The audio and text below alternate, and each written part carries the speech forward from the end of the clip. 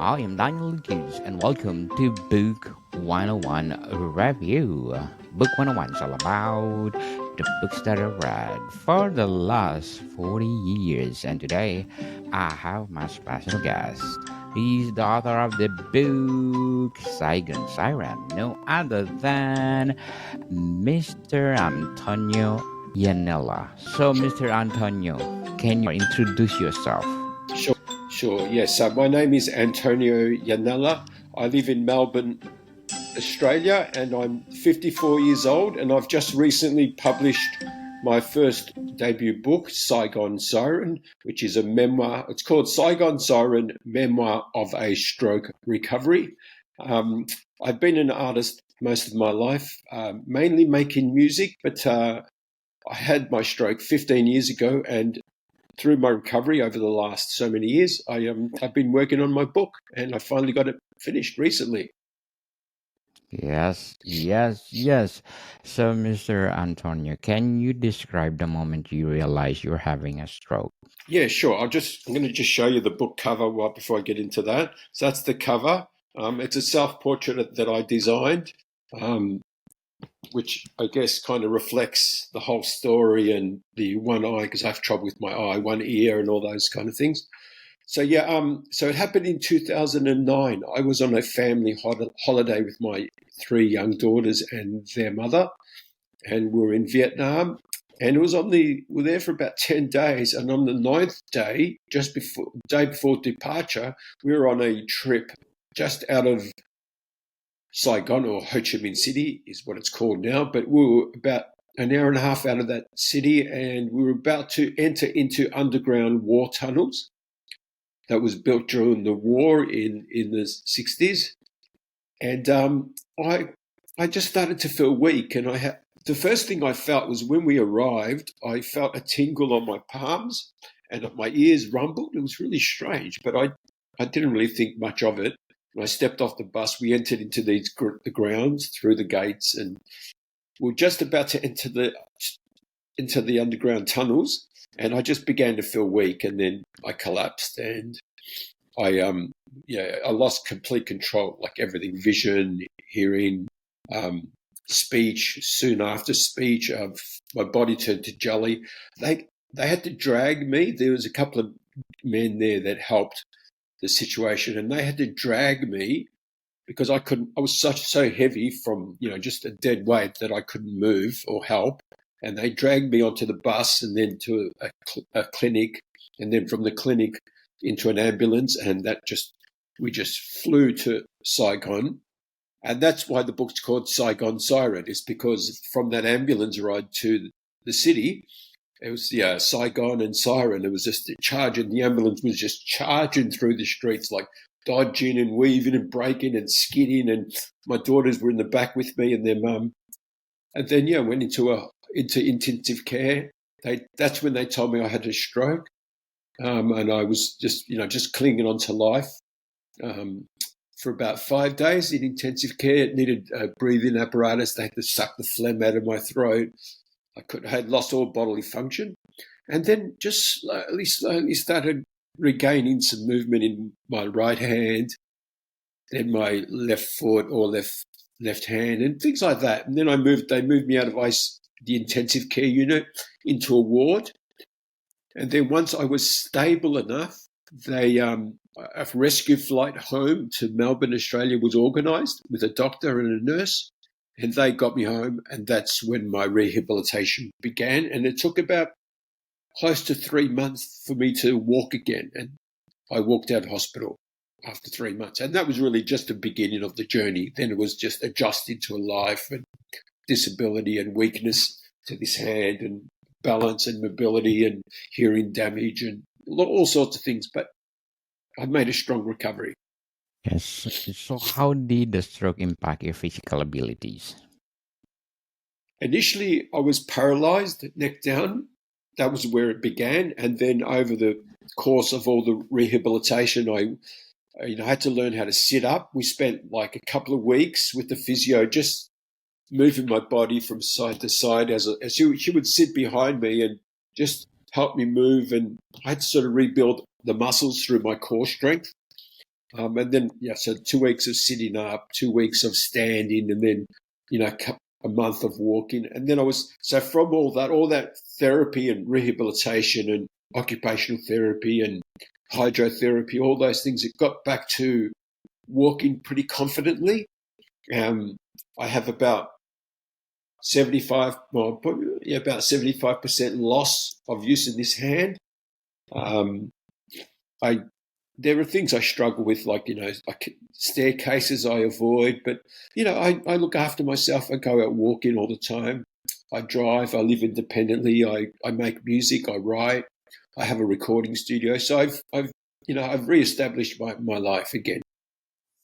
How long was your recovery process, and what were some of your biggest challenges?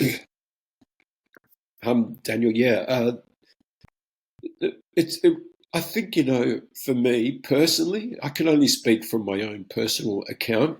I don't feel like I've ever come out of recovery because I'm 15 years down the track now. And sure, the first 12 months was very intensive therapy. At the beginning, it was daily, and then after a year was twice a week, and then it sort of scaled down. But now, 15 years on, I'm still doing therapy. I'm still seeing a physiotherapist. I'm still doing exercises. I've just adopted it to my life as a permanent thing. And I won't say I would call it recovery, but it's just a lifestyle that enables me to function better. And there's little things I might say to my physio. I want to be able to walk better and go hiking, because when I go out into the somewhere it's uneven or into the forest, I get really tired because all the uneven surfaces. I want to work on that. So we'll spend a couple of months working on fine tuning all those little details, and they would find the muscles that would help with my balance. And so it's a constant work in progress. How did the stroke affect your daily life and routines? It desecrated. Literally, after my stroke, everything I had known was gone. I had to literally rebuild my whole life again. I wasn't working as a musician at the time. I had a job. I had a family. I had responsibilities that adults have, a career, and that just all come to a stop.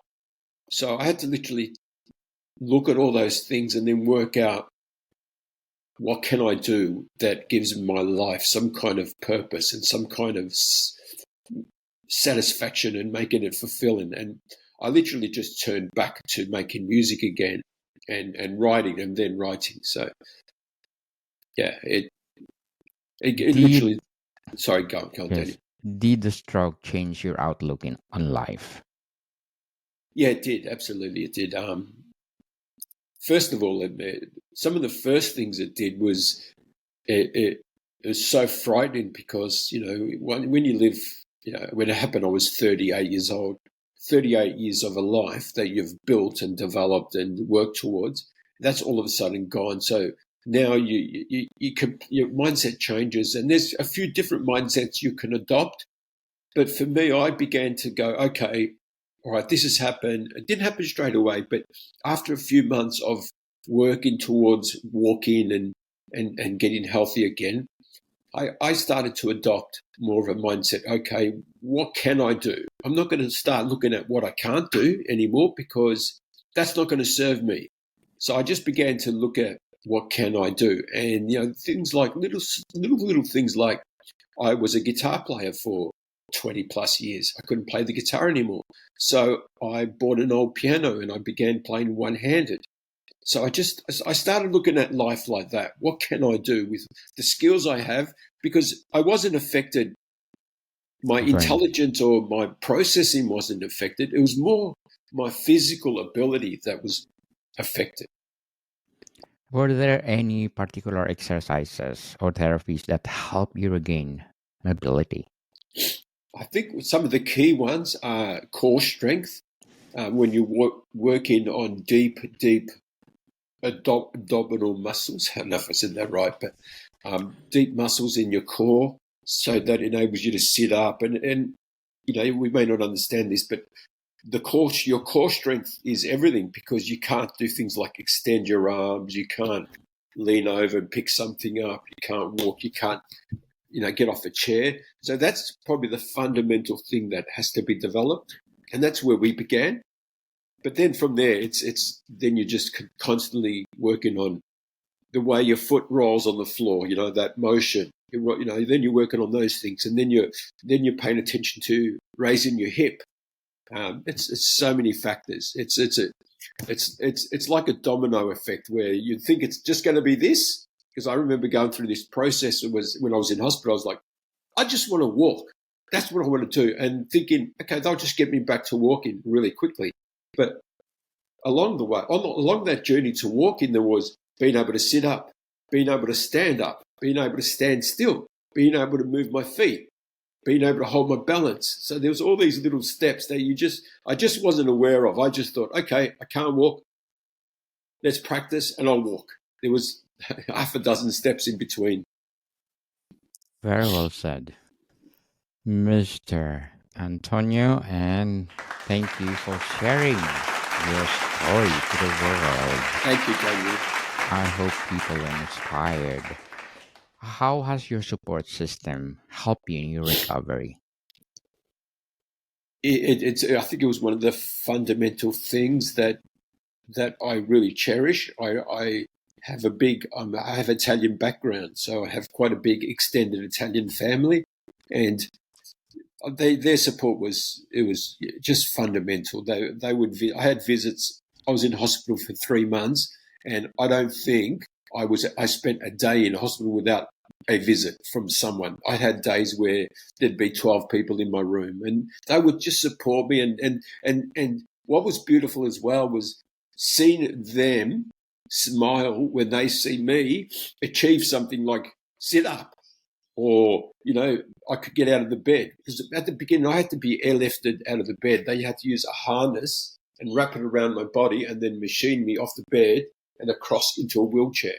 So once I was able to get out of the bed on my own and I could sit in the armchair by the window and have my dinner, that was just such a revelation. And I'd be smiling because I achieved something. It's such a small little thing on the scale of life, but I achieved something, and I began to grow hopeful. And then when I had family visits and they'd see me sitting in the chair and I'm smiling, then they'd be happy for me. So that would trigger like a kind of deep love of, like community love. So it was fundamental. What was the hardest part of adapting to life post-stroke? There was several of them. A couple of them were having to work out whether I had to have brain surgery, and I had to go through that process of making a decision on to treat my condition, because the reason I had a stroke was I have a vein in the base of my brain that's weak, and it burst, and I still have that. And during those processes of working out whether I was going to have brain surgery or not, it was really difficult, and it just turned out in the end that it was just got too hard, and I began to go through some radiation treatment to my brain, and that went horribly wrong. So that was really devastating, and having to process and get to the point where, well, look, I'm just going to have to live with this thing, and I kind of made some decisions like I'd rather have a fulfilling life, maybe it's shorter, rather than have a long life and have that thing removed from my head, my brain, because the doctors weren't saying to me that we can do this, it'll be successful and you'll have a healthy life. They weren't saying that. They were saying things like, we can remove it because it's dangerous to live with that thing in your brain, but we don't know what will happen. So after a couple of treatments, it didn't work out very well. So I just pulled the pin on the treatment and thought, and I just had to make that decision. I said, what do I want to do? Do I want to live a life that's just continuously filled with difficulties because I removed that thing from my brain, but now I can't, I can't swallow, I can't eat, or I can't walk, or I can't see. So I just made that decision to make the most of what I have rather than, being caught up on the statistics of my condition. Definitely. Yeah. Definitely, and we are proud of you. Mr. Thank you. Antonio, Thank you, have you Daniel. found any new hobbies or passions during your recovery? Yeah. Absolutely. Oh, that's been the gift, Daniel. The gift of life, and it's a strange phenomenon when something like this happens to you. For me, I kind of went, yeah, I don't have to do that anymore. I don't have to be part of the normality of life and society. I've had this thing happen to me, and this is an opportunity for me to focus on what I want to do, regardless of the responsibilities and the social norms of what is expected from a human being. So because I was released from that, I was able to get into creativity, and I got into making more music. I started playing the piano. I built a recording studio, which I've always wanted to do my whole life, is have my own recording studio. And stroke was the catalyst that gave me that. I've always wanted to write a book. So, I I spent a lot of years writing my book. While I was writing the book, I just spent a lot of time on to create some artwork for the book. So I just got into there and I kind of looked at how I look, and I created this artwork. And whatever happens from here on is irrelevant, because it's been such a beautiful journey that I'm just so proud of being able to have the opportunity to do these things. Because if I had made a full recovery from after my stroke, I probably would have gone back to my previous life. So because I didn't, it was kind of like a reward. I know it sounds a bit strange, but it was like, okay, sometimes I make this joke that, like, the greater being has said to me, okay, listen, this has happened to you. It's horrible, but you have an opportunity to make the best out of this. You can either do that, try and rediscover yourself, or you can be a victim. And the universe doesn't reward the victim mentality. So I just adopted that mentality. They're like, this is a gift. Yes, you have a second chance to make your Yeah, life better yeah, and best yes, and excellent. What advice would you give to someone who's just beginning their recovery journey? yeah. That I would say, through because of my own experience, I would say that to really find something that you can do for yourself that you enjoy and that makes you feel alive. And and this thing, it could be anything. It doesn't have to be music. It doesn't have to be writing. It might be cooking. It might be coloring in. And when you're doing this thing, you're completely in the moment. You're not thinking about, oh, I have a disability. I can't walk. You're not thinking about those things, because you're escaping those things by being exactly in the moment of engrossed in the purpose of what you're doing. And it's fulfilling. And then that's going to give you that opportunity to grow as a human being. So finding your purpose, whatever that is. Yes, finding your purpose, people, and live to the fullest, as That's it. they say. So, are there any activities you should use to enjoy that they are now more challenging? Activities, I think for anyone and everyone, some of the activities we should adopt are things like um, being in nature, being physically active, like, walking, or even if you like exercise. I mean, I love to exercise because it makes me feel good. So adopting some kind of exercise to your lifestyle. And, as I said, it might be walking, it might be going to the gym. Everyone has a different interpretation. Um, Socializing, being amongst family and friends, the people you care about, giving back to the community, learning about nutrition and making delicious meals that are not only tasty but nutrient dense, and they fulfill you and they give you strength, and they give you vitality and energy, and that leads to you wanting to exercise more, and then wanting to walk more, and then that means you're going to sleep better because you're tired, and then when you sleep better, you feel better the next day. And it's just this whole holistic approach to life. Is I call them the 1%ers, Daniel. Like, if you do 1% of all these little things like nutrition, exercise, sleep, socialize, drink water. All these little one percenters, after a bit of time, one percenters of one this, one that, they equate to 20%. And let's face it, everyone could do with a 20% improvement to their life. Yes, I agree. So, how have you managed your emotional changes as anxiety or depression Yeah. after the stroke? Good question, Daniel, because it doesn't often get spoken about when you go through some kind of trauma. I did go through some pretty serious depression and anxiety about 1.5 to 2 years after my stroke, because it mainly began when I moved into this house and began living on my own, where I wasn't living with family who were kind of looking after me.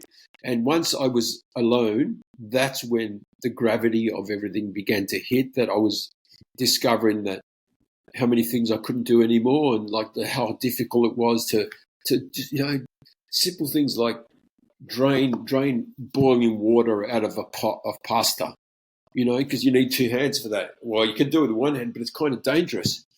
Just little things like that, or carrying a heavy load of laundry and trying to hang towels over a clothesline, and I was beginning to face a lot of these hurdles, the emotional changes, the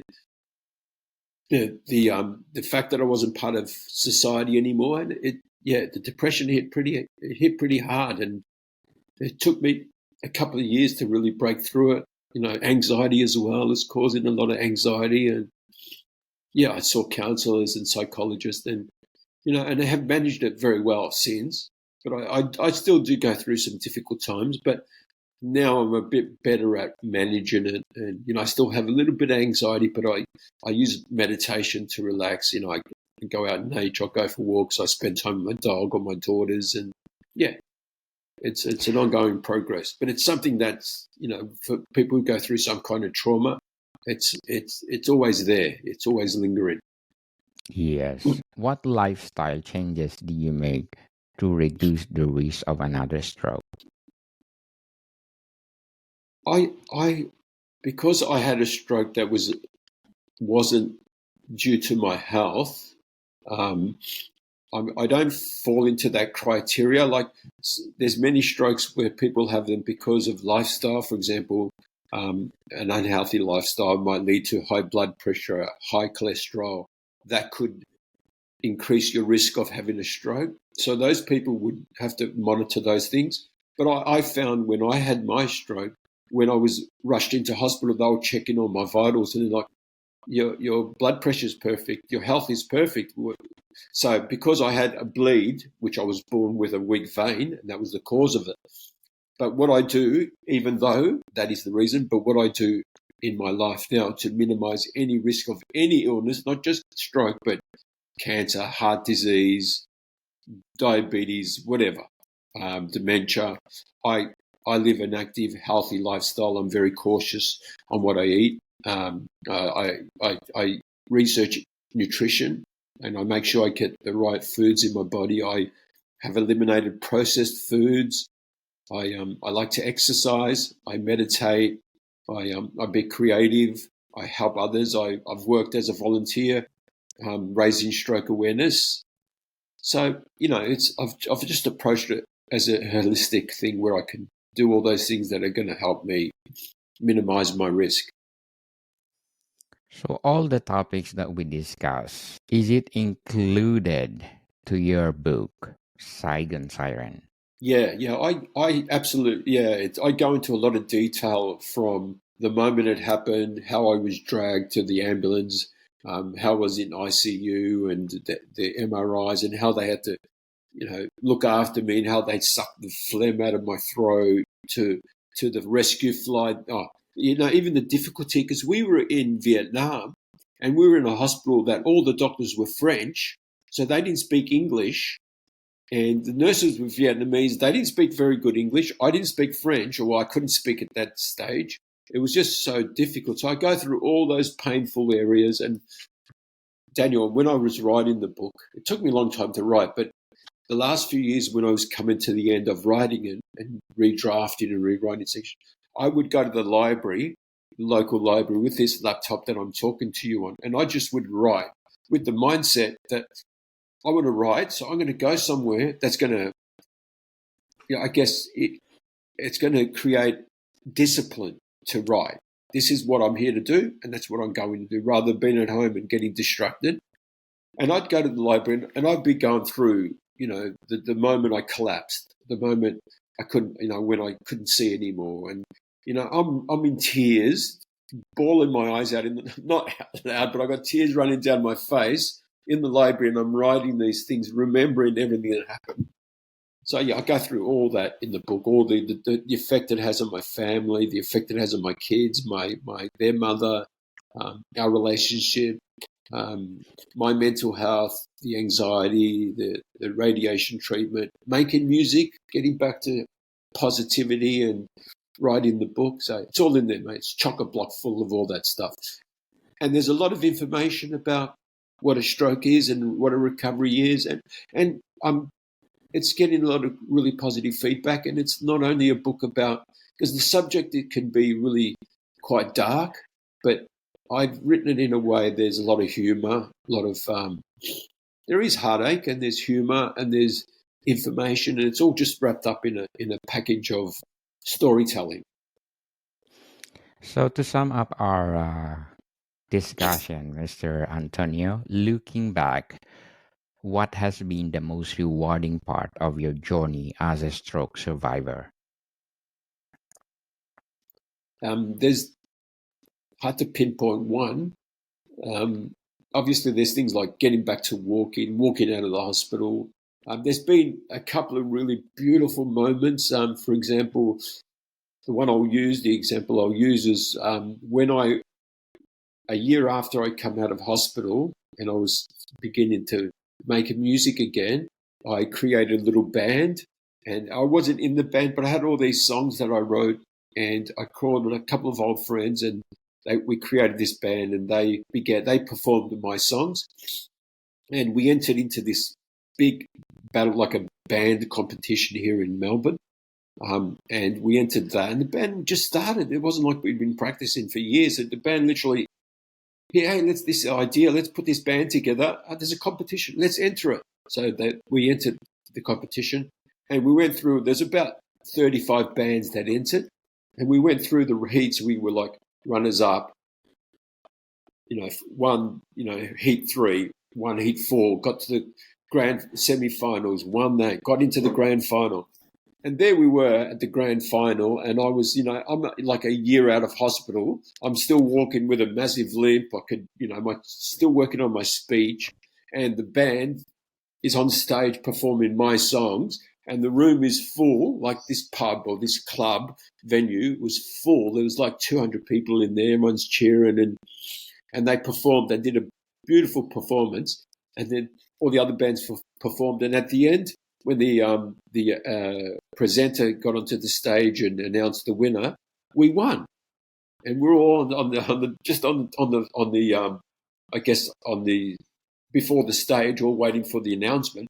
And that moment when they announced our name, it was just amazing, really amazing. Amazing. Yeah, and I remember Daniel. I tell this funny story because one of the guys in the band, he's quite a big guy, and I remember I was standing next to him, and when they announced that we won, I have a disability, but somehow I was able to jump into his arms, and I was hugging him like this big bear hug, and he was lifting me above the audience, and yeah, it was just such a beautiful moment. Beautiful. Mr. Antonio Iannella, thank you for sharing your talents to the world. I hope more books to come. And cheers, mate. To inspire lots of people all over the world. So, Mr. Antonio, can you please invite our listeners to support Saigon Siren? Yeah, absolutely. Come and visit my website, or if you want to have a look more, there's if you Google Saigon Siren, you will see a listing there of all different links. One of them should be my website, and on my website you'll be able to read some chapters and listen to music and watch videos from Vietnam. It's all in there. It's chock-a-block full of information, and you'll be able to follow the links to Amazon. And if you want interested, purchase the book. I would love that. Yes. Yes, people, let's support Mr. Antonio Iannella, because if you support him, more books to come. I'm inviting you to be part of my podcast, Music 101, because you love music. I talk about music there, any kind of Awesome. music. Yeah, okay. Music 101. Music 101 is created to empower music itself and legendary icon in the music industry. And tomorrow, people, please tune in 4 p.m. PST. We'll having my feature author of the month of November. He's award-winning and best-selling author. So please tune in 4 p.m. PST. So, Mr. Antonio Iannella, can you again invite them for another time for your website? Sure. Yeah, so the easiest way, because sometimes my name isn't the easiest to spell. A lot of people get it wrong. So the easiest way is to go to Google and Google Saigon Siren. Yes. So Saigon, the name of the city, siren as in like an ambulance siren. Saigon Siren, and you will see in that search, you will see this picture, because it appears everywhere on Google, and you can follow one of those links to either Amazon or your preferred bookstore, or preferably my website, and there you will have access to a lot of things, including buying the book at Amazon. Yes. So, Mr. Antonio Iannella, thank you for your time. Thank you, Daniel. Cheers, mate. Pleasure. More to come, people. See you soon.